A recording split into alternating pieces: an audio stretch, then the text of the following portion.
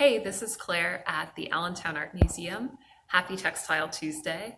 Today we're in our current exhibition, Fashion as Experiment, the 60s, and we're taking a look at the Peacock Revolution. This is a term for adventurous menswear styles that became popular in the late 1960s and early 1970s. In Western fashion, menswear conventionally since the early 1800s was typically defined by more loose-fitting or boxy silhouettes and more neutral or plain colors, not a lot of pattern and decoration, in opposition to conventionally feminine wear, which did have more color and pattern and tight-fitting silhouettes. And so this begins to change in the late 1960s and 1970s when young men are pushing boundaries and really blurring the lines between fashion for each gender. And so right here we have an example of an outfit that shows some of these changes that were taking place. In 1961, the major shirt manufacturer Kaiser Roth, 90% of the shirts they sold were white, which gives you an idea of how conservative this ideal of masculinity had been, in contrast to, by the late 60s, like we have here, seeing this wild floral print. And this shirt actually imitates batik, which is a technique used in Indonesia, as well as other cultures. And that's a technique where you create a design on fabric with wax, and you get this unique crackled effect, which this shirt was not actually batiked, it's just printed in imitation of it. And you can see it has these lines that are imitating that wax crackle effect. Young people in the late 60s and early 70s were drawing on and inspired by global fashions as a way of challenging mainstream American culture. For men, this was also a way to look at gender, how expand gender boundaries. This shirt's also a polyester knit, so it's just moving away from these kind of more subtle and understated masculine styles to have this really wild and fun print.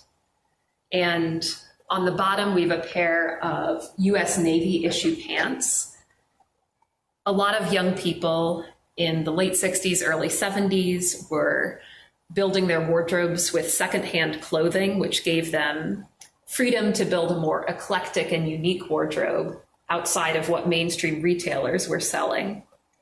And in the case of those shopping at Army Navy surplus stores, this could also be a subversive way to have an anti-war stance, to be kind of reclaiming and reappropriating this type of uniform wear for daily life. And these US Navy pants were popular not just for men, women wore them as well. And I've read multiple accounts of women who were going to school in cold, wintry areas and found that these wool pants were so practical for the winter. So it's really something that cuts across gender lines. And so all of this with young men, their look in this era is really moving away from the very kind of plain ideals of masculinity before. A lot of young men grow out their hair to be long. They're wearing tighter fitting clothes with more colorful, with patterns and prints, materials that drape and have a more sensual fit. They fit closer to the body. And bell bottoms, which are also a pant style that's originally adopted by women in the mid 60s. And so there's a lot, women are also starting to wear pants in this era and also wearing long hair. A lot of these styles just really cross gender. And there's a lot more backlash against young men who are adopting these styles that some people see as feminine, but men also persist in wearing these new kinds of styles, which indicates the importance of expanding gender expression in this era, of moving outside conventional ideas of masculinity tied to being the breadwinner, being caught up in these the rat race and these artificial, shallow ideals of suburban life, as well as stepping outside the role of soldier and being part of the anti-war movement. And so today we're still having a lot of conversations about gender identity and how we define these boundaries. And in the fashion world, that's really a space where you have a lot of dialogue and imagination happening, looking at gender fluid and non-gendered fashions being really at the cutting edge right now.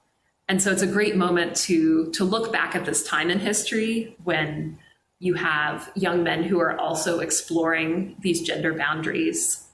So I encourage you to share any thoughts or questions below and visit us to see the exhibition Fashion as Experiment in person. We're free Thursdays through Sundays, and the show's up through September 24th.